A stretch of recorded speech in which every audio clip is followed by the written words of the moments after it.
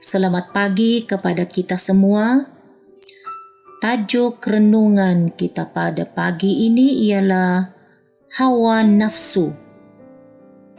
Dalam Galatia 5 ayat 24 mengatakan, mereka yang menjadi milik Kristus Yesus telah menyalib tabii manusia beserta hawa nafsu dan keinginannya.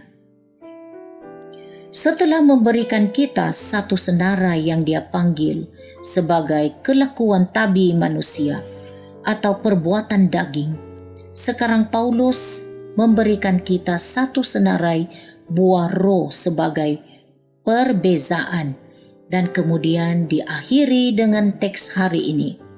Kita semua mempunyai peperangan untuk melawan kecenderungan semula jadi, selera dan hawa nafsu yang tidak suci. Untuk memenangi peperangan ini, kita harus membuat keputusan yang mutlak, teguh, dan tidak boleh ditarik balik untuk menyerahkan hati serta kehendak kita kepada Kristus, supaya dia akan menyucikan bukan saja dosa-dosa kita, tetapi juga setiap kecenderungan kita terhadap dosa. Kita perlu membuat keputusan itu setiap hari. Dan kadang-kadang banyak kali sepanjang hari, sementara godaan-godaan timbul, adalah tidak mustahil bahwa kita akan tawar hati apabila kita gagal. Apabila kita coba untuk mengalahkan dosa dalam kekuatan kita sendiri dan bukannya bergantung pada kuasa Tuhan, atau apabila kita gagal untuk bekerja sama dengan Tuhan dalam Filipi pasal 2 ayat 12 dan 13. Kita juga mungkin akan menghadapi bahaya berpuas hati dengan pencapaian masa kini kita, atau mengukur kemajuan kita dengan membandingkan kemajuan orang lain di sekeliling kita. Paulus mengingatkan kita bahwa mereka yang menjadi milik Kristus Yesus telah menyalib tabii manusia beserta hawa nafsu dan keinginannya.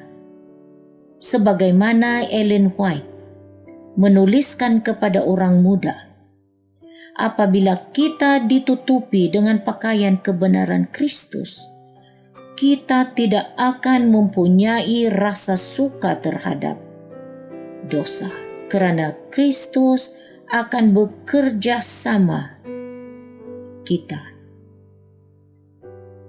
Kita mungkin akan membuat kesilapan, tetapi kita akan membenci dosa yang telah menyebabkan penderitaan ke atas anak Allah. Terjumpa atau terdapat dalam Review and Herald, March 1890. Adalah sangat menawarkan hati untuk mengetahui bahwa peperangan dalam kita dengan dosa tidak akan menjadi lebih mudah. Begitu juga ia tidak akan berhenti sampailah Yesus datang kembali untuk kita. Itulah sebabnya mengapa pergelutan akhir yang kita panggil kesusahan Yakub akan menjadi kesengsaraan mental yang lebih besar.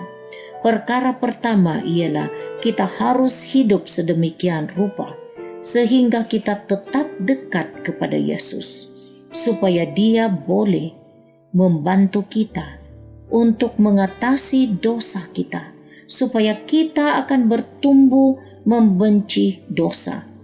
Kedua, apabila kita jatuh, dan memang kita mungkin akan jatuh, kita harus memohon pengampunan agar dia boleh meneruskan proses penyucian dalam diri kita.